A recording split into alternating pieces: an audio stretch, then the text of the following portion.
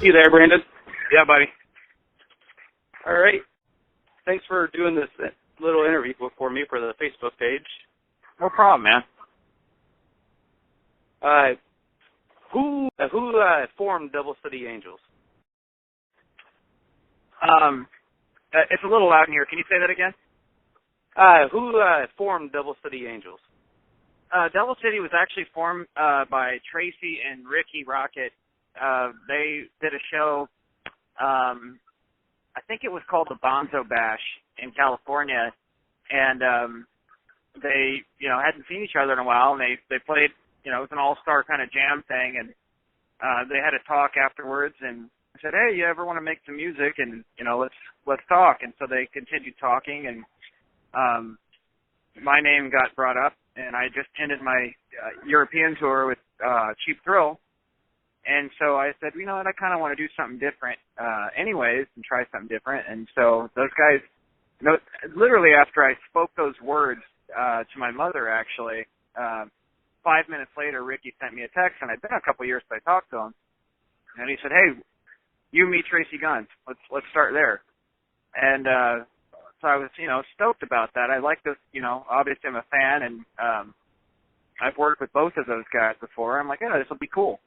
And then, as weeks later, we hadn't figured out the bass player situation yet, and those guys suggested that we maybe look into Eric Brittingham, who also played in Cheap Thrill and, of course, Cinderella. And so that's pretty much how it came about. And next thing you know, we're on a plane out to the studio that Tracy was renting, and we just sat down, took some photos, and kind of leaked it out to the world, and did a recording, and, the rest is history. We all kind of knew each other in a way, shape, or form. We just, it's hard sometimes to find someone who's not busy with too many things, and it was just right timing for everybody. Oh, yeah. Were you guys expecting the band to take off the way it did? I knew that there would be traction. Everyone, I have my own fan base. Ricky, Tracy, and Eric, they got their own fan base. And, I knew that people would pay attention, but, sometimes people they're not certain if this is just like a thing, kind of like go out and do a tour and have some fun and never come back. We had to deal with those questions from time to time, but, we instantly sold a song to Monday Night Football. And that was just kind of like, our cement. It was Ricky and I, and actually my twin brother had messed with this song 10 years ago, and it's like, wow, people really do like what we're doing here. So, we continued the dates, and dates even went on past Christmas and January, and I mean, it's just a good vibe. We play well together, we like each other. We're all really concerned about, we're all making large efforts at finishing this record quickly, so we can, get out on the road and see everybody again. How's the record coming along? Record's coming along great. There's in a few days I'm going to have to go back out to Los Angeles and put the finishing touches on it, but it's on schedule, and that's important, and we're happy with it. It's a new, it's not what you expect. It's got kind of some classic rock, but with some pop feel to as well. And there's a little age gap between me and some of the guys, and so they bring on the classic vibe, and even Ricky keeps his ear to the ground on current stuff as well. So it's just all these ideas are great ideas, and a little bit of twist. We have one song called All I Need that sounds like, it sounds like it could be, on the, top 10 right now. It's not an album. It's not a heavy rock track. It was surprising how it came about, So we're very happy with it. So you guys feel like you're getting along very well, mixing the creative ideals to make the music? Oh yeah. Yeah, we've always, that's been the fun part, is sitting down and, playing a guitar riff and, I'll say some lyrics, just totally ad-lib, spit it out. And next thing you know, we're all right, let's hit record on this one. Let's try it, So it's the creative part's a lot of fun. It really is. I think so cool about Double City is you have the three classic rock guys, and you have you in the mix, and it like helps bring it to the new age level. Sure. Like even when I sing you guys live, even the old '80s songs, you wasn't singing it like how Brett would have sounded or anything like that. You was bringing the Brandon Gibbs feel to it.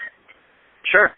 Yeah, I try not, even when we go on tour, there's certain songs that people just want to hear from their catalog, and totally get that, and I have fun singing them too.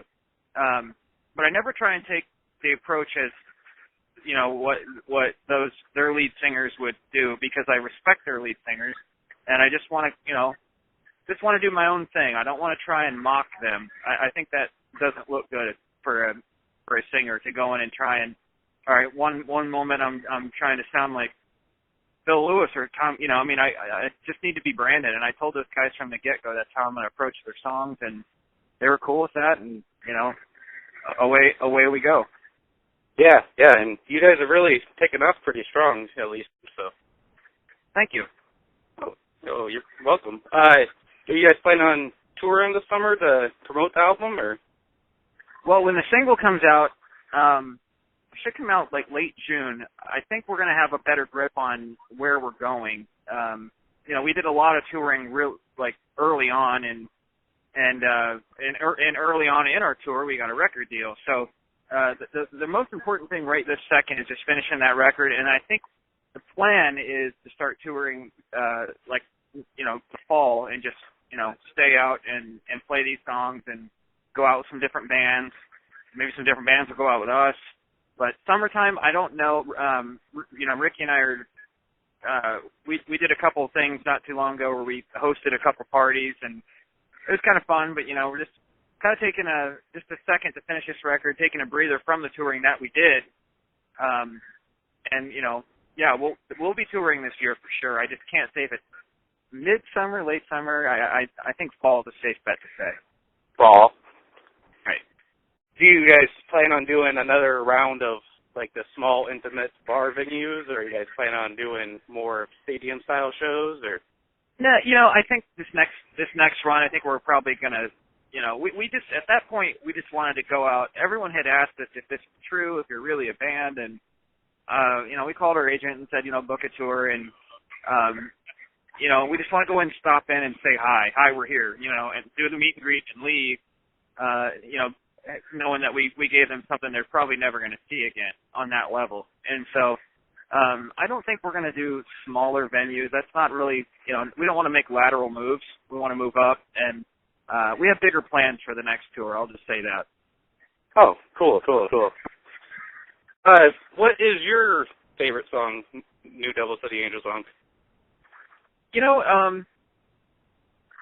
There's a couple of them that we re-recorded, kind of rewrote and re-recorded from my old band, the first band I ever met, actually Ricky Rocket, when it was a band called the Gibbs Brothers.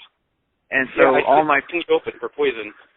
Yeah, we used to when we were young, and I like All My People's a lot of fun to play live. Bad Decisions is a really fun one to play live. The Gibbs Brothers songs that we did, they take me back, and they got a new spin on them, so that feels like home to me. But I think probably No Angels is the most organic song that we wrote, in my opinion, as a lead singer, because it was Tracy had an acoustic guitar, and he was just playing an A chord and variations of it, and I just was like, I'm going to talk about like a guy that just got totally fucked in a relationship, and I just, he had or she had a wedding at the funeral for your heart. They started making up all these little equations of how this girl just screwed him over, and it was fun. It was like anyone who's ever been through a breakup and wanted to say something, but I got the platform to put it into a song. So that's probably my most favorite one to sing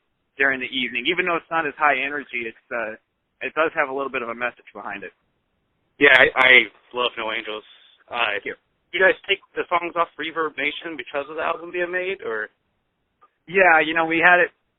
We were pretty generous for a second. We wanted to. Times have changed, with the record business, and we wanted to leak these songs out for several weeks, but then pull it off as soon as we got signed.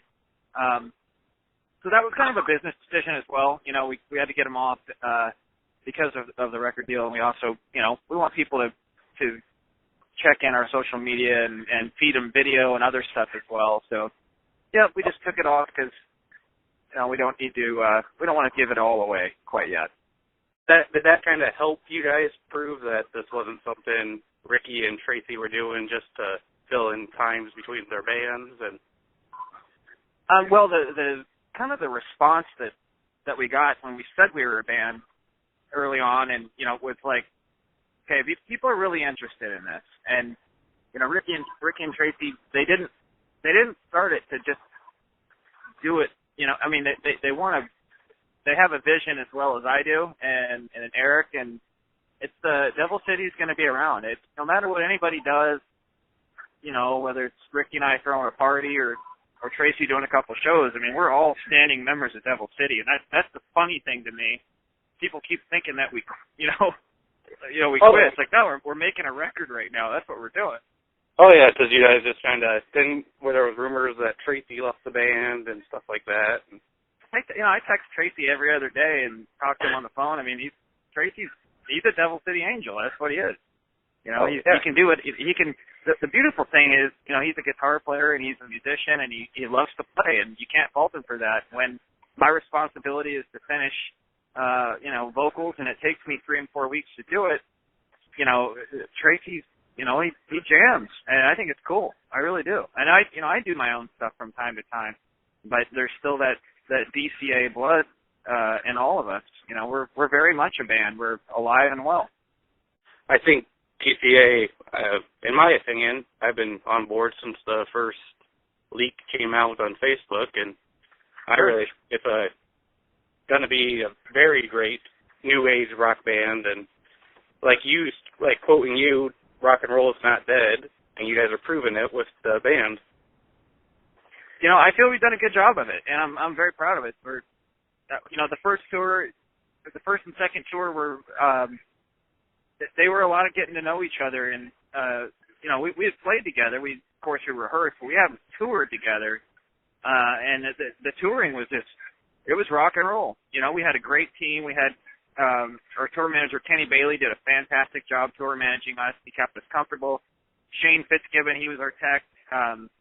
He did a great job keeping our instruments right where they need to be, and you know, we went in some smaller places that, you know, sometimes you have those kind of, you could have those, you know, Spinal Tap moments where something's just not working right, or whatever, and sometimes, you know, those guys just weeded all that shit out, and right on the front end, and we went on stage, we threw down. I'm very proud of us. You know, it's a 7-8 people on a tour bus, you know, trying to be comfortable, and we put a lot of miles in, and I was very proud of how everyone, being in a new band, dealt with everybody else. We had a good time, you know.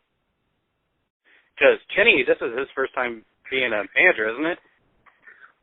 Our tour manager? Yeah, Kenny Bailey. Kenny Bailey, yeah, it was his first time ever being a tour manager, and I've worked with Kenny before. He managed a show I did at the iWireless Center with Night Ranger, probably about a year and a half ago or something, you know, and I've seen how he handled his work and took pride in it, and I never had to wonder or worry about anything with Kenny. You know, I had my baby there, you know, so, you know, he'd made sure I had a room, and I just, you know, I really respect the guy. He works hard. He's a good cat, and he owns a successful bar and club live music venue himself. So I thought, if anybody knows what it's like to, you know, to wake up at 8 in the morning and see a tour bus in front of your club, and you might have some tired rock stars in there that just need fed and, you know, coffeed and all that stuff. I mean, it's definitely Kenny Bailey.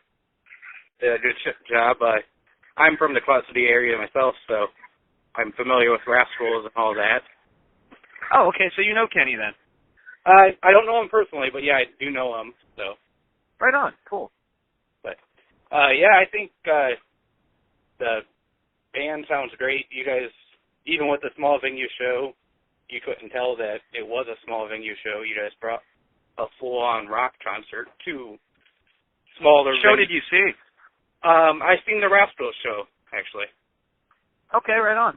That was actually, I'm from Iowa.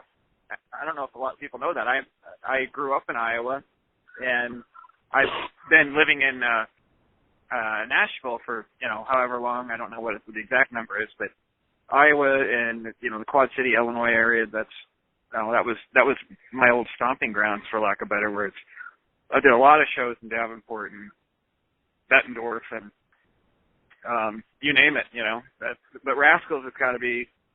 It was a great time because my family could come out and it just had. We always have fun there. Anytime I play there, whether it be with another band or the time Devil City played there, we throw down and we have a good time. Always treated well. I'm not just saying that because he's our tour manager, but he does have a good establishment. I've always been a big Poison fan, and I've seen the Gibbs brothers open for Poison in Burlington, and I've kind of followed the Gibbs Brothers band until you guys kind of went your separate ways, and in through Cheap Thrill and seeing how you was still making music. And yeah, you gotta keep going, man. You gotta do what's in your heart, and I've been through highs and lows and highs again, and it's just you cannot pull the music card out of me. It's just not leaving. I got to do it, and I'm doing it. And it's America, man. You can do whatever you want. You really can. It's how far do you want to go to get it? How do you want to go to the ends of the earth to get your dream? Well, then you can. You'll get it. If you do that, you will. And so that's how I feel about my career. And I'm kind of I feel blessed. It's not easy to get in this business and sustain and stay working and stay on top and be popular, whatever it may be. It changes all the time, so you never know the formula. There never is a real great formula presented. It just surprises you all the time, so you kind of have to reinvent yourself constantly and stay true to who you are, but reinvent yourself. And I personally have a great team of people that have helped me keep my head in the game as well. So that's important. It's something to keep you going. Yeah, totally. So, well, I really appreciate you talking to me, and I know you've been busy, and I'm sure you spent the weekend with Shelby and enjoying the weekend. And I did. I got to spend all week.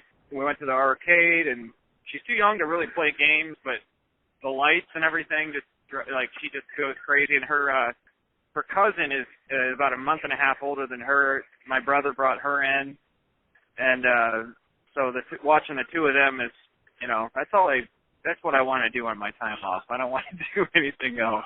And I do. I have fun with it. They're great, and I swear, I used to, my friends had kids quite a bit earlier than me, and I would just look at their Facebook thing. I'm like, God, they do really take a lot of pictures. Not, not upset with them, but just Sam, I probably would never do that. Wrong. I am like a photographer all damn day long, I understand that. And yeah, I just love. It's like I want to show everyone, this. I want to share first anything that's first. She said Apple the other day. Almost like I couldn't get my phone. She said some funny stuff, and I won't be able to do that forever, and so I know that. So I'm just kind of really enjoying the nice comments that people have made and messages and emails I've gotten pertaining to Shelby Gibbs. But yeah, it's great, man. Life is good, and I'm gonna have to bail here in a second and get back to traveling. But dude, it was great talking to you, and I'm sorry that we had a little bit of delay on it. But oh no, that's fine. I know you're a busy man. And cool. It's cool that you give me the time to interview you. And no problem, man. But yeah, it should be on Facebook at the Devil City Angels fan page. And for the support, brother, I got to run. All right. All right, sounds good.